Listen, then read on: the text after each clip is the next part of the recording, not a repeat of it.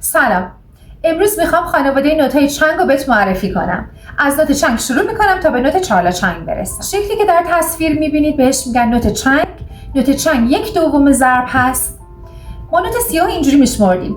میگفتیم 1 و حالا نوت چنگ میشه دا دا، یعنی در رفت پا 1 نوت زده میشه و در برگشت هم 1 نوت زده میشه. این یکی شکل هم هست سکوت نوت چنگ که همونطور که برای نوت چنگ 1/2 ضرب لحاظ میکنیم، برای سکوتش هم 1/2 رعایت میکنیم ولی هیچی نمیزنیم.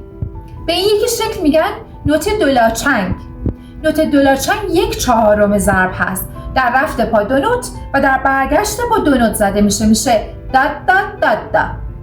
این شکل هم سکوت دولا چنگ هست که 1/4 براش زمان لحاظ میکنیم ولی چیزی در ساز اجرا نمیکنیم.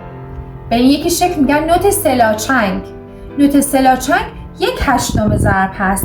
در رفت پا 4 نوت زده میشه، در برگشت پا 4 نوت میشه داد داد داد داد داد داد داد.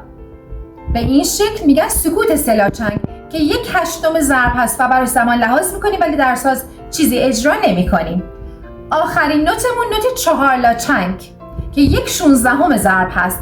در رفت پا 8 نوت دا دا دا دا دا دا دا دا دا دا دا دا دا دا. در برگشت با 8 نوت براش اجرا میشه. این شکل هم سکوت چهارلا چنگ که براش زمان لحاظ میکنیم ولی چیزی اجرا نمیکنیم. حالا یه سوال ازت دارم، تو کامنت ها بهم جواب بده. در یک میزان 4/4 چند تا نوت دولا چنگ جای میگیره؟ حتما کانال یوتیوب گروه موسیقی ترنج سابسکرایب کن. با آموزش های بعدی همراه من باش.